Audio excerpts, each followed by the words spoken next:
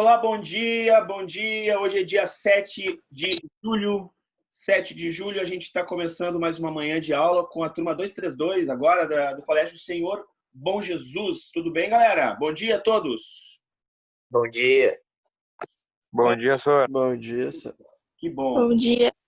Bom Olha dia, só, senhor. a gente está com um grupo aí, mais ou menos de oito alunos, né? Então a gente vai aguardando a chegada dos demais. A gente vai iniciando a nossa aula, porque a gente tem bastante coisa para falar, né? Então hoje a gente está dando sequência ao que a gente já começou na aula passada, que é justamente esse momento que a gente vai chamar de Era Vargas. É um período bem grande, então, do governo de Vargas, né? Onde a gente vai tentar entender um pouco como foi que Vargas conseguiu ficar tanto tempo no poder sem ser incomodado. Será que ele não foi incomodado? Né? Quais foram, digamos assim, as parcerias que ele teve para ficar no poder durante tanto tempo? Ele ficou 15 anos no poder, a gente vai ver, neste primeiro momento, que é o momento de intervenção de Vargas, né? Que Vargas chega através de um golpe, o golpe de 1930, que a gente já começou a ver na aula passada, né? Na aula passada, a gente viu sobre a crise da democracia, a gente leu o texto inicial aqui do nosso capítulo, este capítulo que é o capítulo número 28, né? Para quem não está aí com o polígrafo na mão ou que não começou a estudar ainda, leia, porque vale a pena. A gente vai entender como é que foi, então, esse processo de perpetuação durante tanto tempo de Vargas no poder, certo? Então, a gente, só recapitulando algumas coisas, o golpe ocorrido em 1930, ele tinha como intuito, né, tomar o poder da República, e Vargas, então, como uma tendência mundial, vai escrever a história do Brasil, né? Então, ele assume o poder e ele começa a arquitetar a sua permanência neste poder. O governo inicial de Vargas, ele vai se chamar governo provisório, né? Então, olhem o nome, né, que ele vai dar ao governo. É um governo que é um governo de transição entre a República, que ele vai denominar, porque como ele manda escrever a história do Brasil, então Vargas pede para que escrevam a história do Brasil, e é ele quem está supervisionando a história do Brasil. Ele pede que escreva o seguinte, ó, a história que passou, a República que passou antes de mim, antes de Vargas, é uma República velha.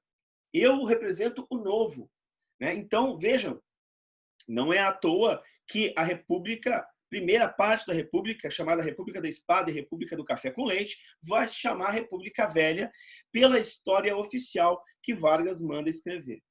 E tem mais um detalhe, né? Nós estamos falando em tendência, eu comecei a falar em tendência política, é porque justamente a gente estudou isso no nosso primeiro semestre, justamente neste momento histórico que a gente está estudando, 1930, 40, está acontecendo na Europa o crescimento da política, da tendência, da ideologia nazifascista, gurizada.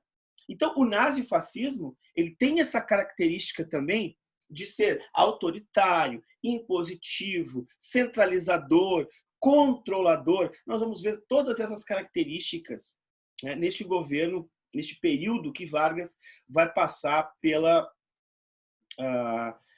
política, né, nesses 15 anos, chamado de a Era Vargas. Tá certo? Até aí todo mundo está conseguindo entender, está conseguindo compreender?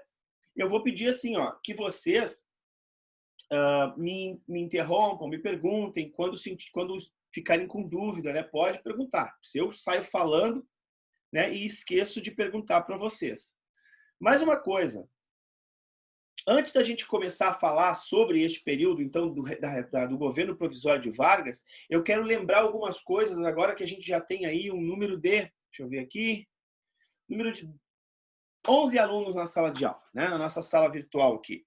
Então, esses 11 alunos que estão aqui hoje, né, podem avisar os demais. Acho que a Amanda não vai poder entrar porque tem um problema na internet dela. Mas eu queria pedir a vocês o seguinte: os trabalhos que eu encomendei para vocês, que é os trabalhos das ponderações, né, semestrais, né, na verdade é muito importante que vocês façam e me mandem esse trabalho, né? Escrevam esse trabalho respondam esse trabalho e me retornem ele para eu poder fazer uma leitura para saber como é que tu tá compreendendo, né, o que a gente está trabalhando. E eu fiz um videozinho, deixei aqui no meu canal, né? E também tá disponível, o link está disponível lá na Iônica. O vídeo é sobre o que fazer no trabalho, tipo, colocar o nome de vocês no trabalho. Então, quando vocês formatarem o trabalho, por favor, coloquem lá o nome de quem fez, o colégio da onde é e a turma que tu pertence, tá? E me retorna esse trabalho pela Iônica, por favor, porque eu preciso ler, preciso saber como é que tu estás. Professor, eu já fiz. Tu chegou a receber o meu? Eu acho que sim. Eu baixei já alguns, né? E eu percebi que vários trabalhos que eu baixei, as pessoas não colocaram o nome nem no arquivo. Tipo, o arquivo tá assim, ó, trabalho de história. E não tem o nome da pessoa que responde o trabalho, né? Então, eu acho que sim. Eu não vou olhar agora, porque senão eu vou me perder aqui, que eu sou meio moco nessa história do Não, tudo bem, tudo bem. Mas eu acho que sim, tá? Quem eu recebi, olha só, eu coloco lá na Iônica, eu respondo assim, recebido. Tá? Então, se tu for na Iônica e olhar lá, tem uma mensagenzinha minha dizendo recebido, é porque eu recebi teu trabalho, tá? Sempre coloco lá recebido e mando de volta, porque eu baixei já o arquivo. Muito bem. Vamos para a República, então, chamada de provisória de Vargas, né? Bom, o que acontece? A gente falou na aula passada. Vargas chega de maneira abrupta no poder, né? Ou seja, ele chega com um golpe. Ele não foi eleito. Então, não existe constituição para que regulamente, né, o seu governo no poder. Ele foi apoiado por quem? Ele foi apoiado pelas oligarquias regionais, como Minas Gerais, uma oligarquia que era dissidente da oligarquia de São Paulo, porque houve a ruptura, né, do chamado Pacto do Café com Leite ali, que alternava os poderes, ora São Paulo, ora Minas Gerais, ora São Paulo, ora Minas Gerais, com São Paulo elegendo Júlio Prestes no lugar de Washington Luiz. Então ele traiu essa alternância com Minas, e aí Minas então apoia o candidato da oposição, que era o senhor Getúlio Vargas, com seu vice João Pessoa. A gente sabe que Vargas perdeu, uma eleição extremamente fraudulenta, né? E Júlio ganhou, mas aí houve a participação, o engajamento dos tenentes, que representavam toda aquela discórdia do governo Café com Leite, né? Durante a década de 20, que fizeram aquele movimento chamado Coluna Prestes e tal. E aí os dissidentes, os tenentes, junto com a oligarquia de Minas, a oligarquia da Paraíba e o Rio Grande do Sul, apoiado pelas camadas médias sociais brasileiras, então as camadas médias, a igreja também vai apoiar, esses caras então dão um golpe, chegam ao poder lá em 1930, não deixando Júlio Prestes assumir. E Getúlio Vargas começa a fazer uma série de modificações, né, já de cara no desenvolvimento do governo, chamado governo provisório. E por que é provisório? Ora, porque ele vai governar sem Constituição. E a gente vai ver aqui, eu vou pedir licença para vocês, para a gente dividir a nossa tela aqui, compartilhar, para eu colocar para vocês aqui o slide de Getúlio. Então, antes de tudo, eu queria dizer para vocês que Getúlio Vargas vai usar da mesma técnica usada pelo momento histórico, né, que a Europa passa, que é o momento da ideologia nazifascista. Então, nós vamos ter nessa imagem de Getúlio, emblemática, que é uma imagem que ele vai fazer, né, obviamente, uma foto que todos os presidentes fazem desde então. Todos os presidentes tiram essa foto. Todos os presidentes colocam essa foto, né, estampada, e aí eu vou pedir licença para vocês, colocam estampada, imagine que essa seja a foto, colocam estampada na parede dos seus gabinetes. Então, não só dos seus gabinetes, mas de qualquer parede de gabinete, seja a Secretaria da Fazenda, Secretaria da Agricultura, Secretaria de Economia, né? Em todos os ministérios, todos os órgãos públicos vão ter uma imagem de Getúlio Vargas lá no fundo. Por que isso? Bom, a gente tem aqui hoje uma série de acessos, de veículos de mídia, né, na nossa sociedade. Nós somos bombardeados por informação, por propaganda o tempo inteiro, né? Hoje nós temos uma condição de termos o telefone celular, a televisão, a internet com o computador de gabinete, o rádio, streamings, enfim, a gente tem uma infinidade de jornais, revistas, livros que nos trazem informação. Naquele momento histórico, a gente não conhecia o presidente. Então, muitas pessoas no Brasil, aliás, a maioria das pessoas no Brasil, 80% da população brasileira, ela é oriunda do campo, ela mora no campo.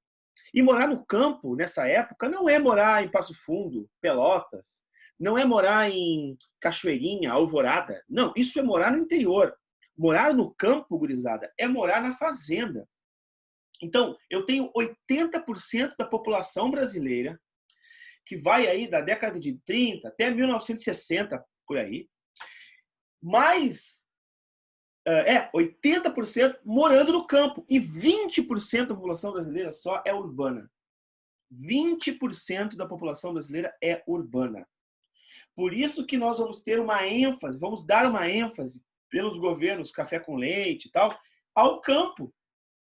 As atividades laborais do campo, de trabalho, como a agricultura, pecuária, vão ser muito valorizadas nesse momento histórico. Muito bem. E o que o Getúlio vai fazer? O Getúlio, então, como essa massa de pessoas que moram no campo, a maioria dessas pessoas não são letradas, elas vão ler o quê? Vão ler a imagem. É a forma mais democrática de leitura. É ler uma imagem. E olhem essa imagem que eu estou colocando para vocês aqui. Por que eu estou demorando tanto para falar sobre isso? Porque nessa imagem a gente tem uma figura de cara limpa, branca, alva, olhando com serenidade para o futuro. Tá olhando com serenidade, com tranquilidade, está olhando para o futuro, com a possibilidade, então, de um olhar de desenvolvimento, um olhar de coragem, né? Então, essa parte aqui do quadro de Getúlio Vargas é a parte mais clara, né? É a parte mais clara. Ele está centralizado, ele está com o brasão, né, com a faixa de presidente da República, e todos vão saber quem é Getúlio Vargas agora, porque essa imagem ela vai estar estampada em todos os gabinetes oficiais do governo. Além do que, olhem só o que eu vou dizer, ele vai pedir para que escrevam os livros de história. E quando ele pede para escrever os livros de história, além de nominar a história do Brasil e de escrever uma história, entre aspas, oficial do Brasil, estará estampado, quando tu abrir a capa do livro, a primeira folha será a imagem do presidente. A última folha terá o hino nacional. Pessoal, alguém estudou em escola pública aqui? Olha, eu estudei em escola pública. Até bem pouco tempo, vinha estampado nos livros de história o hino nacional na escola pública. O hino da bandeira, o hino nacional, o hino do Rio Grande. Então vejam que essa é uma prática que Getúlio Vargas vai usar justamente para valorizar o Brasil, para envolver aquele sentimento de nacionalismo. Então, quando ele pede para escrever a história do Brasil, quando ele pede para deixar estampado a figura do líder, a figura do homem que foi designado para o poder, que vai conduzir a nação, ele está usando das mesmas táticas, características do que foi usado pelo Führer, por exemplo, pelo Duce, né, na Itália, o Führer na Alemanha, né, por Franco e por Salazar em Portugal e Espanha. Então, vejam, o que eu quero mostrar para vocês é que Getúlio Vargas, acaba usando as mesmas características desses modelos que foram modelos totalitários, né, extremamente autoritários, extremamente centralizadores. Até aí tudo bem, pessoal? Conseguiram entender? Tudo tranquilo. Beleza, então. Vamos lá, então, para as características de governo, para ver se realmente ele vai tomar atitudes autoritárias. Primeiro, o período provisório vai de 30 a 34. Ele vai governar o Brasil sem Constituição, porque a Constituição de 91, ela não previa que um presidente assumisse o governo de maneira como ele assumiu, através de um golpe. Não estava previsto. Logo, ele vai governar por decretos. Decretos-lei. Então, o que são os decretos-lei? São leis que ele mesmo vai formular, ele mesmo vai decretar e ele vai cumprir, sem passar por análise nenhuma de Congresso, de nada. Então, ele vai fazer um governo extremamente autoritário. Segundo elemento, ele vai nomear interventores nos governos estaduais, que na época, no Brasil, não se chamava de governo, se chamava de presidente dos estados. Então, não era governador. Por exemplo, era o presidente do estado do Rio Grande do Sul, presidente do estado do Paraná, presidente do estado de Santa Catarina, presidente do estado de São Paulo e assim por diante. Pois ele vai nomear interventores para cada estado. Vejam bem, quem serão esses interventores? Quem serão essas pessoas que ele vai nomear? São os tenentes que apoiaram Getúlio Vargas no golpe de 1930. Então, olha que malandro, olha que esperto que Getúlio é. Por que Getúlio vai nomear interventores nos estados? Né? Vai colocar os tenentes dos estados. Primeiro, por quê? Um estado, ele tem uma relação com o governador. Primeiro que quando um governador está no estado, ou um presidente de estado está no estado, ou foi eleito, ele foi eleito pela maioria da população, ou pela população que vota, né? Que não significa ser a maioria, mas a população que quer que ele esteja lá. E, digamos assim, aqui no estado do Rio Grande do Sul, o governador, naquela época, do Rio Grande do Sul, representava a vontade da elite do Rio Grande do Sul. O governador de São Paulo representava a vontade da elite do estado de São Paulo. O governador da Paraíba, a elite, o governador da Bahia, a elite da Bahia. Muito bem, o que Getúlio pensou? Se eu deixar esses governadores locais no poder, eu serei bombardeado. Poderão articular contra mim algum tipo de golpe. Então, olhem só, gato escaldado tem medo até de água fria, né? Getúlio Vargas vai nomear interventores para justamente ampliar os seus tentáculos de poder nos estados. Então, vejam bem, puxem aí uma setinha para o lado, escrevam, né? Nomeação de interventores. Coloquem uma seta para o lado. Aumentar os tentáculos de poder do presidente Vargas. Vargas, nomeando os interventores, vai colocar, por exemplo, um tenente paulista para governar o estado do Rio Grande do Sul, um tenente baiano para governar o estado do Mato Grosso, e assim por diante. Por quê? Porque ele vai colocar pessoas que são da sua confiança para que ele tenha controle. Vou pegar um exemplo aqui do Jair, né? Olha só. O governo do Jair, desde que começou, está tendo problemas, né? Estou falando do nosso atual presidente. E esses problemas estão passando muitas vezes por ele, né? Ele mesmo está causando problemas. Por exemplo, qual é... E aí eu pergunto para vocês me respondem. Qual é a relação que o presidente tem com os estados? É uma relação tranquila ou uma relação turbulenta? Bem turbulenta, né? Bem turbulenta. Muito turbulenta. Se a gente pensar que a última coisa que ele fez agora, que foi o lance da máscara, né? Ele disse que não precisa usar máscara. Ele diz, o decreto tem que usar máscara, mas não precisa usar, por exemplo, em igreja, não precisa usar em supermercado. Cara, todos os estados do Brasil, todos os estados, todos os municípios do Brasil recomendam o uso de máscara. A comunidade internacional recomenda o uso de uma máscara. Claro que isso não vai solucionar o problema, mas isso vai amenizar. O cara faz uma lei que ele diz que não precisa usar a máscara. Quer dizer, isso mostra o completo descompasso entre o que pensam os governadores e o que pensa o presidente. Então, a chance de não dar certo, né, não rolar um governo, enfim, não dar samba, né, como se diz na linguagem popular, é muito grande. Vocês têm que convir comigo. Então, é importante, e Vargas vai criar esse clima de controle dos estados, certo? Então, eu acho que consegui fazer vocês entender qual é a intenção de Vargas aí. Outra coisa que Vargas tem, que além do poder, obviamente, político dos estados, uma outra coisa que Vargas tem que conter é o avanço das forças trabalhistas, as forças dos trabalhadores. Porque quando um trabalhador está descontente com o seu trabalho, isso em qualquer democracia do mundo,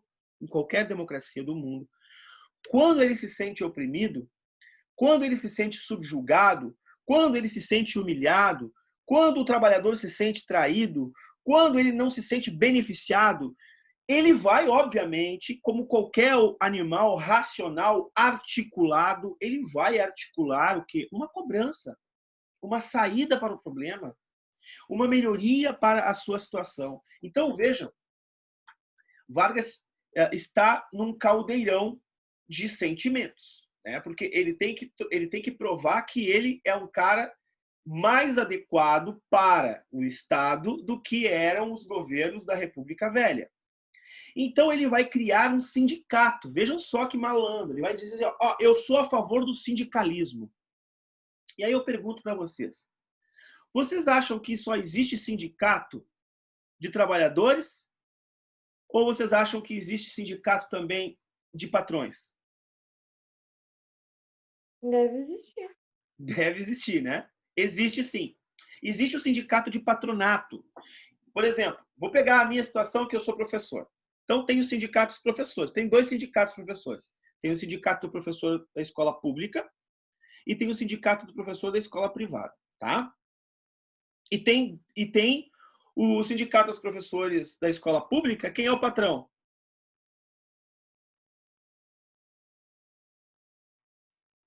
Quem é o patrão do professor da escola pública? O Estado? Não. O patrão é o governo. Olha só. O Estado somos todos nós, né? O patrão é quem está governando o Estado. Entendeu? Eduardo Leite. É o Eduardo Leite. É o governo. Então, por exemplo, daqui a 2 anos, pode trocar o patrão? Pode. Pode, porque pode trocar o governador. Então, veja só. O patrão é o governador, é o governo. Então, os professores vão articular no Estado os seus aumentos salariais, as melhorias na condição de trabalho, que é o caso, ter uma sala de aula decente, ter energia, ter telhado na sala de aula, quando chove não chover dentro da sala de aula, ter luz, ter giz, ter um computador. Então, os professores vão articular, vão pedir para o patrão, que é o governo. Agora, quem é o patrão da escola privada? No meu caso, é o padre, né? Existe um sindicato da escola privada, chamado Sinep.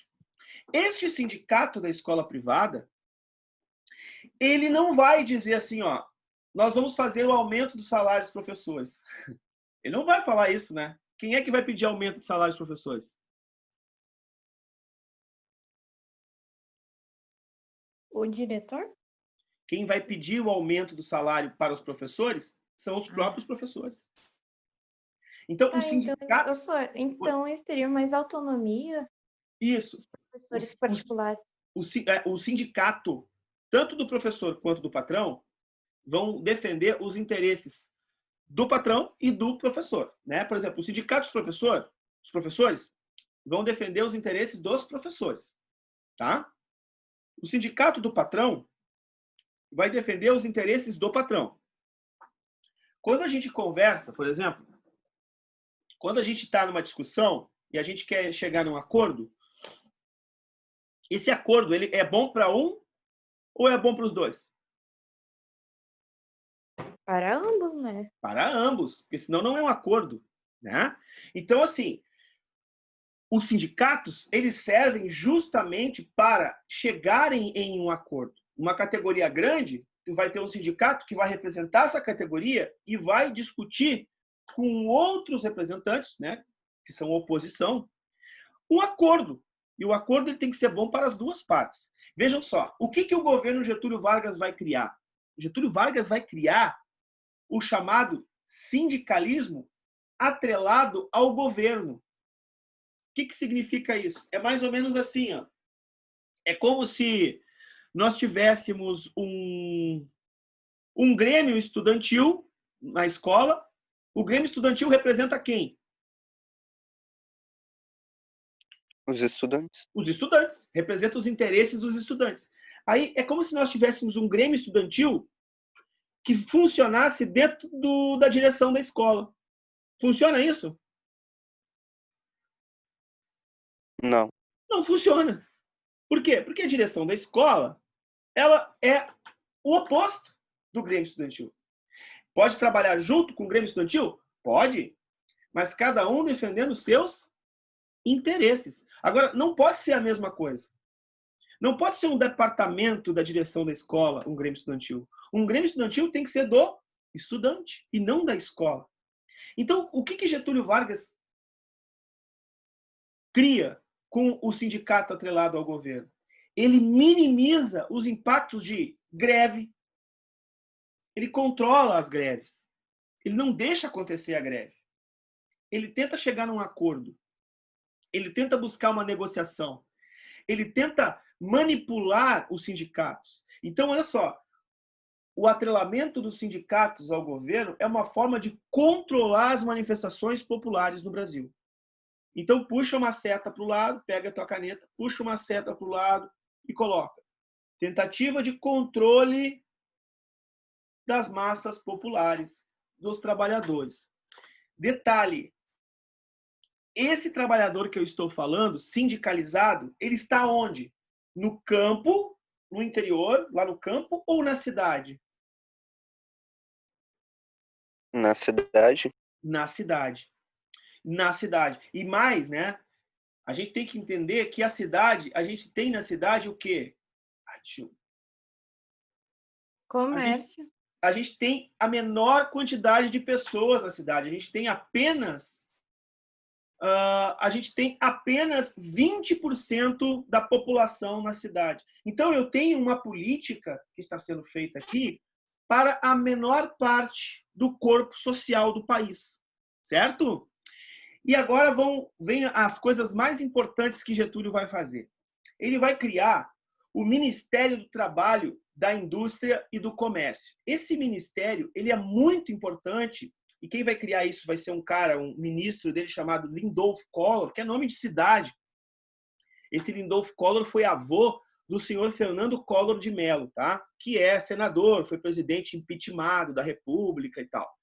Então, olha só, hoje existe um Ministério só do Trabalho, existe um Ministério só da Indústria e um Ministério só do Comércio. Vargas cria a primeira vez que Vargas cria um Ministério do Trabalho, da Indústria e do Comércio. Por que se cria o Ministério? É justamente para criar condições políticas de desenvolvimento para desenvolver essas áreas. Então, assim, alguns historiadores vão dizer, muitos historiadores vão dizer que a Revolução Industrial no Brasil, anotem isso que é importante, ó, a Revolução Industrial no Brasil começa na década de 30. Então, os incentivos para a produção industrial, para as indústrias de base, para a organização do trabalhador, para a organização do trabalho, para o desenvolvimento do comércio, ou seja, o Brasil entra, de fato, em 1930, no mundo capitalista.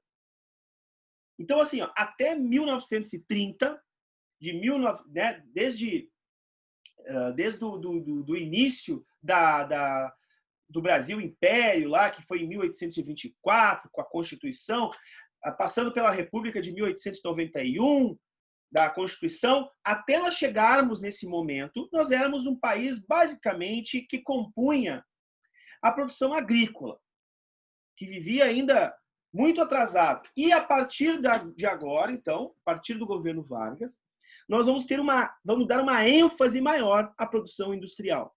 Está certo que isso era apenas para as populações das cidades, 20% da população. Mas com a criação de postos de trabalho na cidade, de abertura de indústrias nas cidades, de abertura de comércio nas cidades, tradicionalmente ou tranquilamente, a população começaria a migrar do campo para a cidade, de maneira vagarosa, mas iria migrando do campo para a cidade, certo? Vamos lá. Ele cria, Vargas, uma condição para que o povo consiga olhar para ele e ver nele a possibilidade de desenvolvimento, ver nele uma boa pessoa. Até tem um dito, um jargão popular que diz que Vargas era a mãe dos pobres. Perdão, o pai dos pobres. E aí o ditado continua, e a mãe dos ricos, né? Então assim, Vargas era pai dos pobres e a mãe dos ricos. A gente vai tentar entender. Ele cria as leis trabalhistas. Até então não existia lei trabalhista. Uma pessoa trabalhava lá full time, 12, 14 horas por dia, sem direito a nada. Né? Trabalhava, negociava o salário com o patrão. Então, eu ganhava uma coisa, tu ganhava outra, ele ganhava outra. Então, não existia, era uma balbúrdia. Vargas cria leis que estabelecem, por exemplo, 8 horas de trabalho diário. Isso vai possibilitar, por exemplo, que um trabalhador tenha um turno para descansar, ou para estudar, ou para fazer um lazer, né? Mas ele vai ter um turno do dia, né? Se dividir o dia em 4 partes, né? De manhã, de tarde, de noite e de madrugada, eu tenho madrugada para dormir, à noite para descansar, de manhã e à tarde para trabalhar. Ou, enfim, eu inverto aqui. Então, Vargas cria 8 horas de trabalho. Outra coisa, ele cria um salário que é mínimo. Então, vejam bem, o Jairo agora vai poder comprar uma caixinha de som. Por quê? Ora, porque ele vai ter um salário que ele vai ganhar todo mês, com certeza. Então, ele vai poder fazer prestações. Ele vai poder usar uma parte do seu salário para poder comprar aquela caixinha de som. Mas o vendedor, o comerciante, vai poder vender a prazo em 4, 5, 6, 12, 36 vezes a mercadoria. Porque aquele comprador, ele tem um salário que é mínimo. Ele sabe que ele vai receber no final do mês. E mais, se o vendedor vende mais, quem produz, a indústria, vai produzir mais.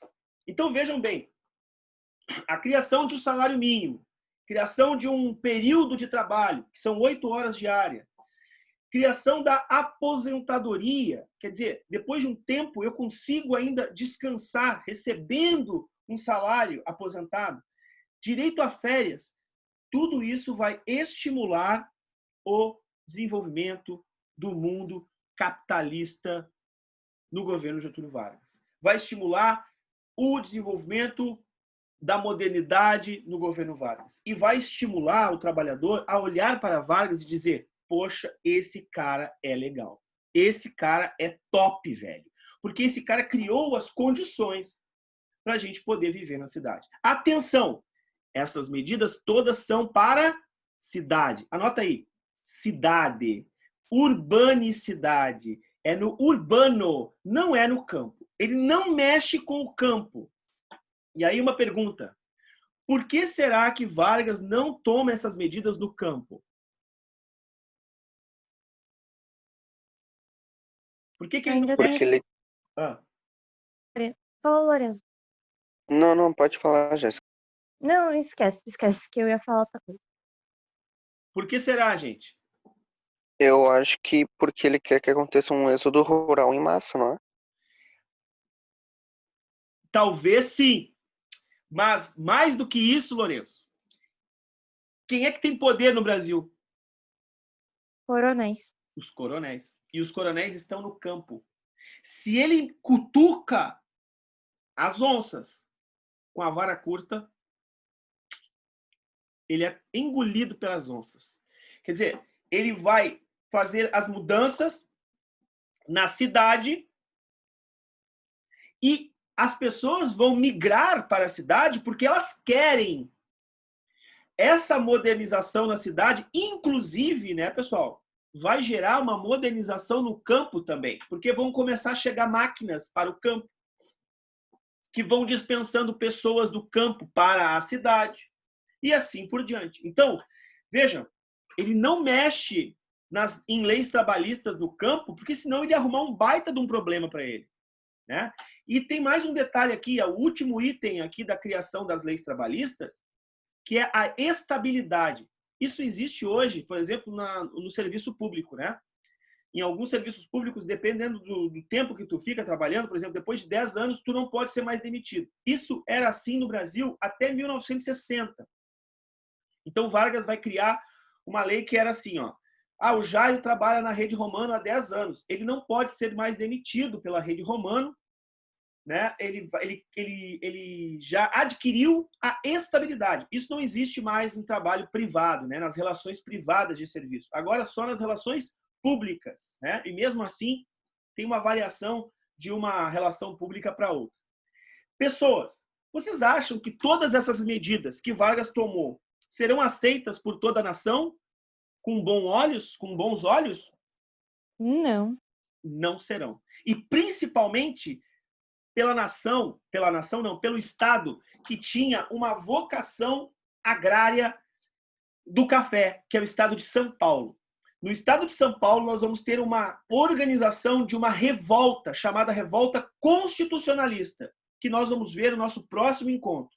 Então, olha só, nosso próximo encontro, a gente vai discutir o governo provisório de Vargas, as diferenças, as divergências, e vocês vão fazer a leitura deste capítulo, por favor, capítulo número 28, fazer os exercícios e estar preparados para 2 aulas, uma na terça e outra na quinta da semana que vem. Nós vamos ter 2 encontros na próxima semana, tá certo? Anotem as perguntas, no começo das aulas a gente responde na semana que vem. Um grande beijo, te cuida com o ciclone, cuidado com o ZT, lave as mãos e dá-lhe Grêmio. Falou? Beijão para vocês! Feito, senhor. Tchau, Tchau. tchau, tchau. Tchau, senhor. Boa semana de aula. Tchau, tchau. Tchau, Até senhor. mais.